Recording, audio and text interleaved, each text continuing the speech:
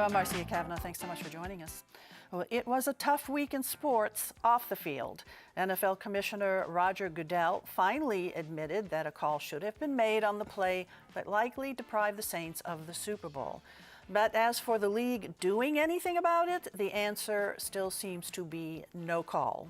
Meanwhile, the Pelicans superstar called it quits on the question of re-signing with the team. We'll look at these stories as well as the latest on the city trying to get a bigger cut of hotel taxes. Developers get the go-ahead for planning big charities' new use, putting the cap on rules for bar rooms, and our Future Watch segment checks the latest plans for the Michoud area. Seeing it all for us are tonight's Informed Sources. Errol Laborde, producer of Informed Sources. Tyler Bridges, reporter, The New Orleans Advocate. Don Ostrom, Channel 12's Future Watch reporter. And Jeff Adelson, reporter, The New Orleans Advocate. And we're going to go on over to East first to start off our discussion about the Super Bowl and the Saints not being in the Super Bowl. And Roger Goodell finally had, well, he talked, but he really didn't say much, did he?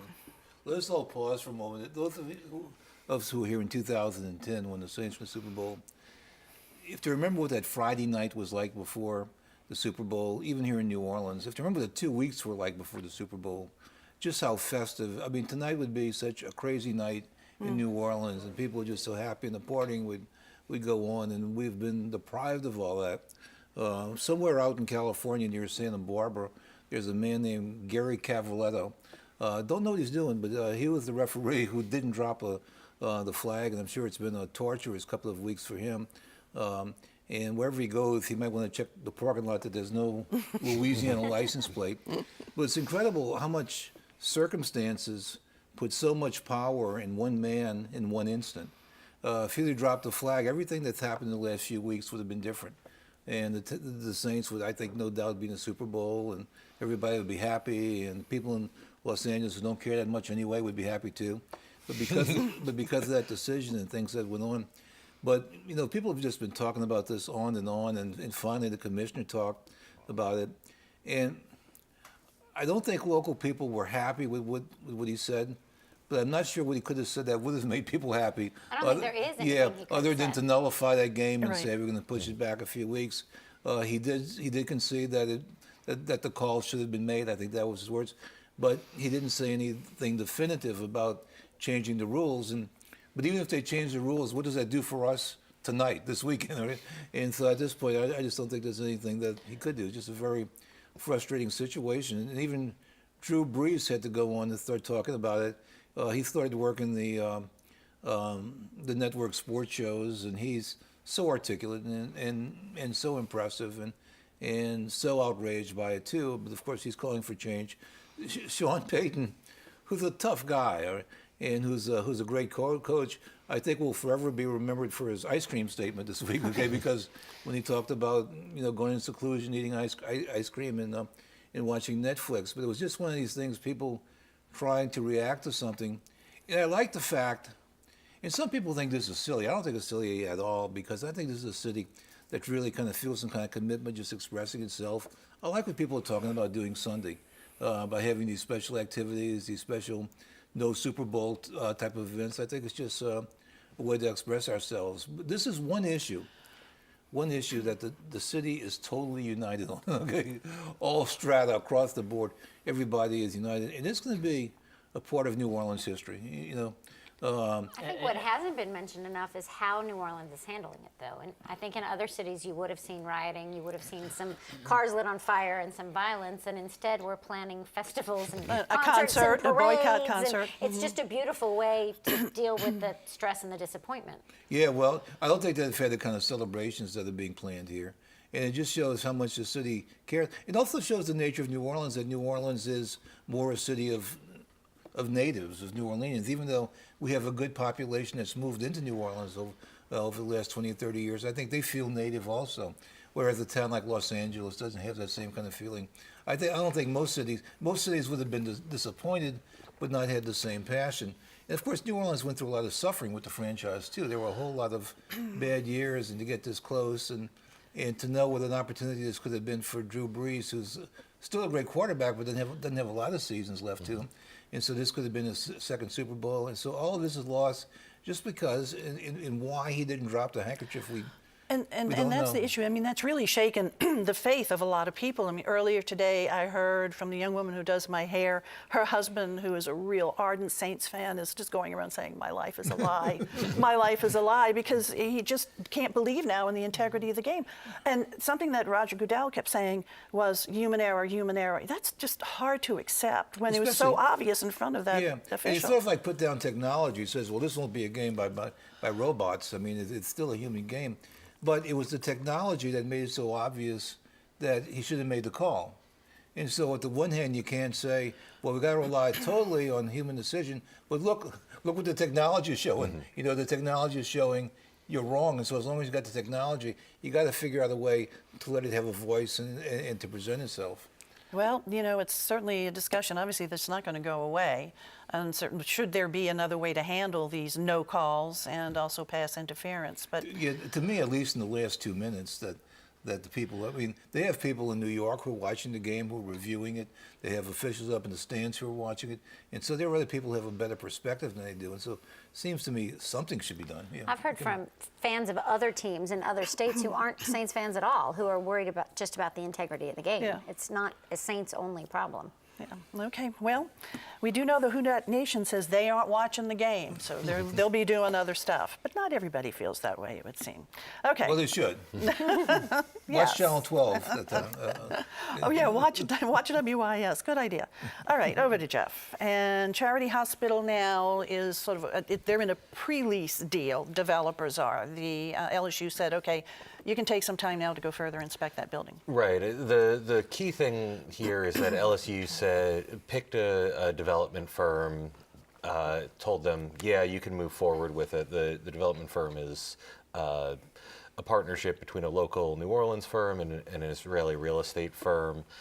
They've now got somewhere between 6 months and a year to sort of examine the building, look through, decide, make sure all of the engineering and the structure is fine, and also start bringing in investors and say, hey, this is the building we want to work in, and this is what we want to do with it, and hopefully, from their perspective, raise the funds to actually go forward with this. And they're going to have to raise some big funds too. That is how many square footage? How much square footage? About a million. It's or about a something? million square feet.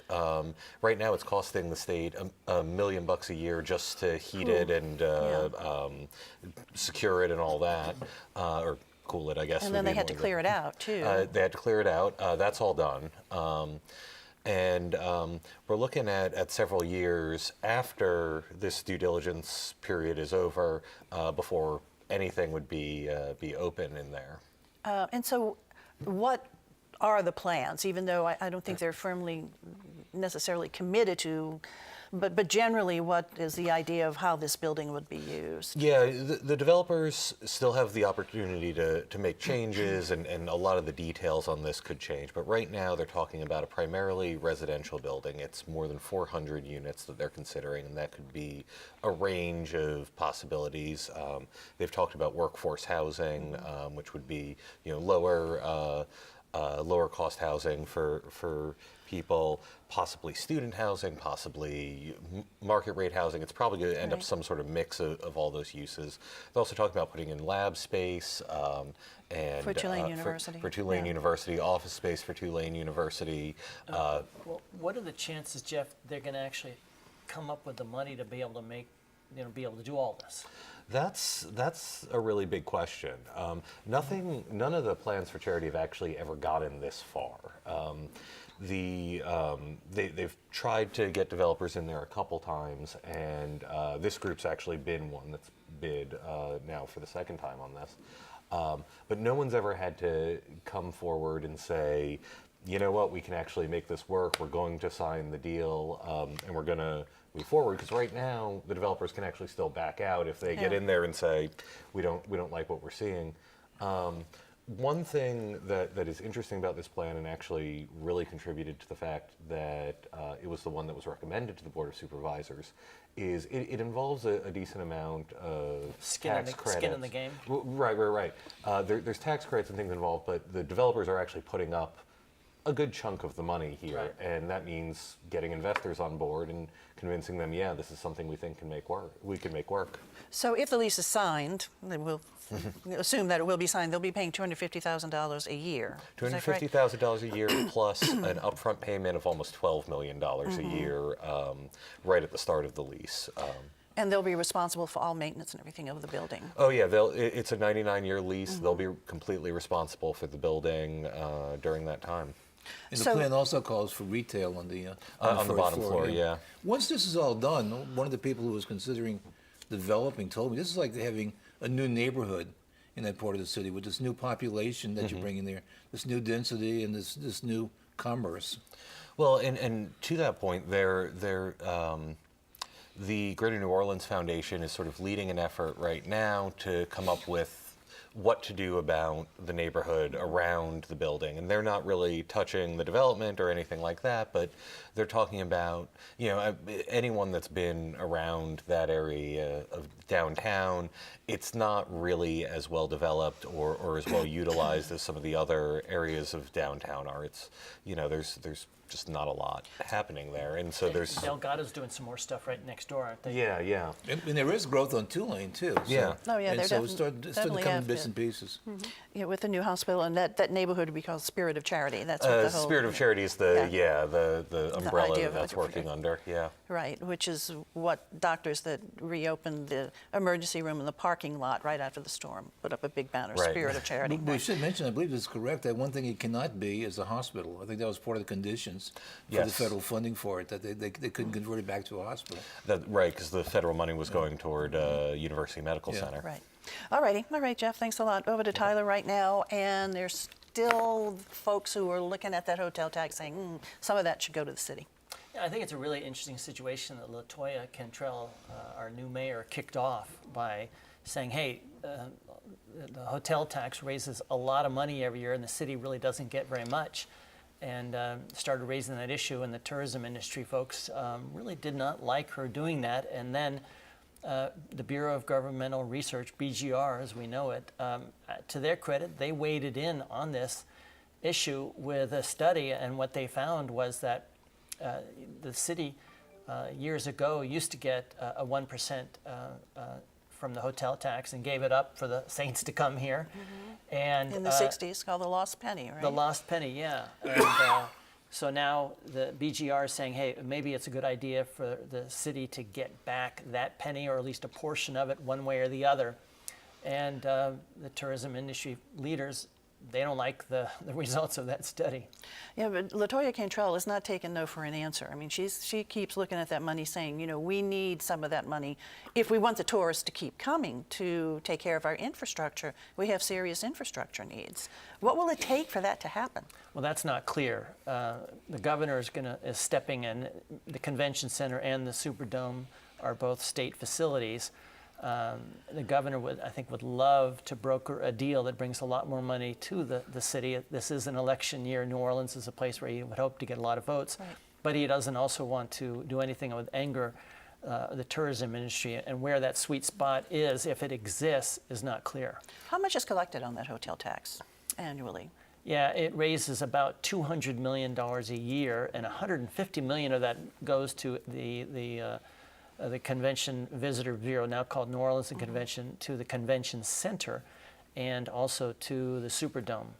And also New Orleans Tourism and Marketing They Corporation. get a piece of that piece too. of that as Yeah, well. and the city gets a some small other- piece of But it. also, didn't the new culinary school and Well, no, they got money from the Convention Center. This is really interesting that the Convention Center, they've been spending a lot of money. They receive a lot of money. They were supposed to do phase 4, so they're collecting a lot of money that was originally meant for phase 4, and they've been making decisions without, I think, a lot of public scrutiny. And They that have phase built 4 is a lot of private development now. Yes, yeah, and so now the Convention Center has built up reserves of $235 million, and they have used some of their excess money for things like the Culinary Arts Institute just off Lee Circle, and for some other projects as well.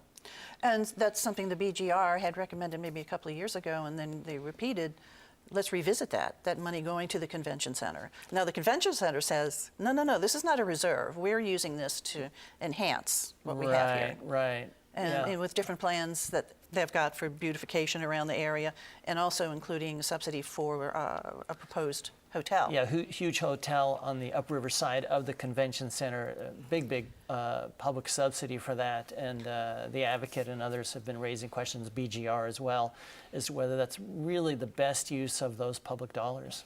And so are we going to be seeing something come up in this legislative session regarding this? Can it even come up, the reuse of tax dollars? Yeah, because the convention center, again, is a state facility, so any changes in who gets the tax revenue has to go through the legislature, and that's one of the reasons that Mayor Cantrell does not have a lot of leverage, and that's why she really needs to get the governor on board with a plan to redirect some of those tax dollars. And so it very well could come up in this legislative session. But on the other hand, maybe the governor's saying, hey, this is an election year. Let's do this next year after I'm reelected. Well, initially, both the governor and John Alario said, well, we're not really too keen on this idea of rededicating Yeah, these because taxes. now they have much more influence over how that convention center money is spent. Okay, it'll be interesting to see how it all plays out. Thanks a lot, Tyler. Dawn, over to you. What's happening over at Michoud? Well, it has been known as the Rocket Factory, and it continues to be known as the Rocket Factory. A lot of people don't know that facility, which is a humongous facility in New Orleans East. It's one of the largest manufacturing facilities in the world. It equates to about 43 acres under roof, air conditioned. We were talking to Saints earlier, about 31 professional football fields all joined together. It was the home that made the original during the Apollo mission. Workers were building the first stages of the Saturn 1B and Saturn V rockets there. Then it became the shuttle center where the external fuel tanks for the space shuttle program were built between 1981 and 2011. The fuel tanks that carried the fuel for the shuttle for 135 different shuttle missions were crafted here in New Orleans. After the shuttle program died down, NASA Michoud kind of died down in terms of what was happening there. And with the relaunch of what's known as SLS, or the Space Launch System, Michoud is very busy again. There are more than 3,500 people working out in New Orleans East, not all of them for NASA, but they are working on the rocket that will send the Orion spacecraft to the moon and beyond, including unmanned missions that will go 280,000 miles from the Earth. They're doing what's called the SLS core stage. It's part of the rocket that will carry 730,000 gallons of, I need to look at this one, liquid hydrogen and liquid oxygen that will fuel the 4 rocket engines that power the Orion rocket. But they've changed over their operating plan since the time of the shuttle and made it a shared workspace, because they have this manufacturing space and they have some of the largest, most unique kind of tools, a friction stir welding tool, largest of its kind in the world. They also, where they built those external fuel tanks, they have the vertical height to build humongous things. So they have figured out how to be a multi-tenant facility and share that workspace. They're sharing it with the USDA, Oshner, Lockheed Martin, Boeing, GE Renewable Energy, Textron, you name it. And they've figured out a way since the shuttle program for NASA at least, to reduce their operating costs for that building by 60%, but also increase the revenue coming out of that area by 35%. So their costs are down and their revenue is up. Good work by government. Yes, it actually, I mean, it's nice to hear that government's figured out how to have this huge, expensive facility and make it work and have multiple tenants. They're part of the National Center for Advanced Manufacturing. It's a team of NASA, UNO, and LSU working together. So it's not just government and corporate, but it's government, corporate, and local universities. So it's pretty exciting. They have 3,500 people working on these rocket parts. They are on to stage 2 of that, the first mission of things being made here for this part of the Orion project is set to launch in 2020. Okay, well, that whole Michoud facility is an area certainly for STEM employment. Yes. And you know, back when the space program started, it brought in a lot of those technical professionals that heretofore really hadn't been in the city that much. Right. And when they say with their facility out there, it's 3,500 people working there, but responsible for an overall about 5,000 jobs because of the work that's being done there. All right, very good. And also, PBS in this summer is going to be doing a series called Chasing the Moon about the, commemorating the 50th anniversary of the first moonwalk. So, 50 space program, years. 50 years. I remember it well too. Okay, Jeff, over to you. I'm talking about a little bit something closer to Earth and home. Bars, which maybe are on every corner. City Council has been considering some new rules for bars, and a couple of ordinances have been proposed, withdrawn, and recently a second one again was withdrawn because they want to still give it some more study. Right. This is, as you said, the second time that essentially the same ordinance has been proposed. Gotten a lot of pushback from bar owners, from cultural advocates, from service industry workers, and been withdrawn. Well, essentially withdrawn. In this case, the ordinance is sort of withdrawn. It's not coming up again. The council wants to have a little more time to talk, a little more time to think about some of these things before they go forward with this.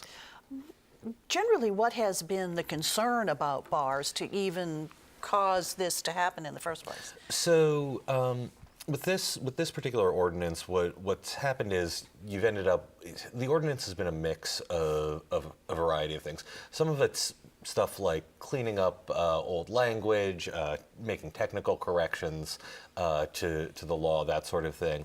But then there's also been elements that are focused on better creating regulations that people who are in favor of the regulations would say will keep bars from becoming a nuisance to their neighbors, from creating problems. When you talk to folks who are concerned about the legislation, though, they raise privacy concerns, they raise concerns about owners being run out of business just because nearby neighbors don't like them, or because developers are able to sort of drum up opposition to these bars so they can buy out the property or increase property values in the area. So this is it's New Orleans. Bars and nightlife are always going to be a touchy subject, and an important subject. It's a very important subject. It's really important to the economy too. Remember we were talking about the Saints earlier? Right. Yeah. Right. Exactly. So one thing about the ordinance that had been included in this ordinance was to have cameras inside of bars, nuisance bars, So that would be tied into the citywide.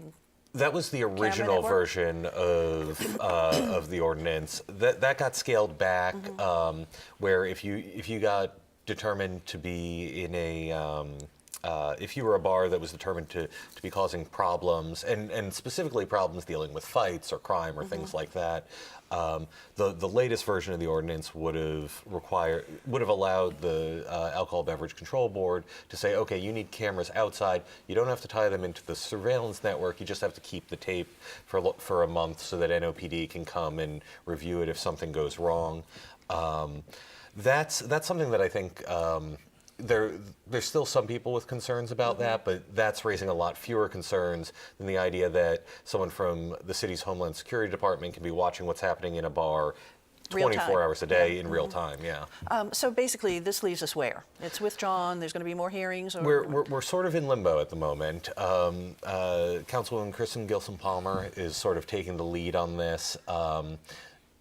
It's not clear whether we're talking a few weeks, a few months before something gets put forward again, but there was a hearing yesterday where she and several other colleagues on the council were saying, you know what, we're not sure that what we've put forward is actually going to do what we want it to do. We're going to need to take some time. Okie doke. All right. Thanks a lot, Jeff. Errol, over to you. And Anthony Davis says he's not going to resign. There were two big national sports stories out of New Orleans this week, both kind of negative, but still big national stories. And in both of them, the city of Los Angeles was trying to take something away, okay? Just as they took away the Super Bowl from us. In a sense, with the Anthony Davis story, I mean, Anthony Davis is by far, the Pelicans' biggest star and really one of the greatest players in the NBA. And the contract thing and the rules for the NBA are very, very complex, but to try to simplify something, his contract expires in 2020. But at some point, he needed to declare what his intentions are. And he declared this week, that he would not sign again with the Pelicans, wants to be out there in the marketplace. The reason is clear. He wants to be with a winning team. This happens all over in the NBA. And, a basketball team only has 5 people at one time. And so it only take, I mean, you could pick up one person and change almost totally the complex of your team. And he wants to be with the Lakers, and they've already got LeBron James over there. So imagine a team with LeBron James and Anthony Davis. Be a pretty good team. So as I understand the rules here is that if he would like the Pelicans. He's still under the contract of the Pelicans. The Pelicans have the right to make the trade. He'd like to be traded to the Lakers. The Pelicans may not necessarily want that. They may want to just hold on to him. They can hold on to him until next year. They could trade him to somebody else at that point. He's made it clear if he's traded to somebody else, he won't stay past his contract and go back to the Lakers. So anyway, he goes back and forth. The question nobody knows, does he play out the rest of the season with the Pelicans? And he's injured right now. Well, he's had a finger injury, but that's he's almost ready to go. But do the Pelicans want him to play anymore? Because then what if he plays and he does a hamstring or something like that, or something really serious, does he lose his value? So on the one hand, the Pelicans front office has to think his saying he not want to play right now at least gives us him at his highest value in terms of making a trade. If we keep him and if we play him, and if he gets hurt, if he gets injured, something else, he may not be as valuable. So it's all of this back office stuff going on. Whatever it is, the Pelicans will get a lot for him. It's probably going to be like maybe a 4-player trade. Who knows? They may turn out to be great players. What's the future of the franchise? Just quickly, just reading the speculation. One is that Gail Benson seems to have a commitment to the franchise, which is a good thing. And the Pelicans have a lease with the arena. I think it's until 2024, and so that's another good thing that'll hold them for a while. Now they can break the lease, but it's possible. It costs a lot of money to do that. And so if they can make the right deal and if they can get the right combination, maybe they can rebuild. I'm just thinking we've seen the Saints in terrible situations too before. Okay. All right. Well, it looks like some changes ahead, When and we things got seem to desperate and changes can happen. So look ahead, quick. Okay, just quickly, with Mardi Gras being March 5th, usually the big parade month is February, but this year it's going to be in March. But right after that is going to be all the Irish and the Italian parades. And so March is going to be almost every week filled with parades. Very good. Tyler? So the biggest game of the Saints, biggest game for the Saints in a decade was against the Rams. I made a public records request. The governor has a suite at the Superdome. Who sat with the governor? Who did he invite? That story will be in The Advocate on Sunday. We'll look for that. Dawn? We have the Boycott Bowl and all those other things happening here this weekend. I think we will see ratings decrease, and there will be a national story about television viewership. Whether it's through DVRs and TiVos, there will be some notice to the nation about what can happen. They're going to be missing the Who Dat Nation, which is all over, not just in New Orleans, Jeff. Next couple of weeks, we're going to see what the Sewage and Water Board's balance sheet looks like at the end of the year. So that could be that'll be very interesting to see. All right, guys, More thanks a lot. good news. Entertaining. Thanks for an interesting conversation. Thank you all for joining us. We'll see you again next week for Informed Sources. Have a good evening.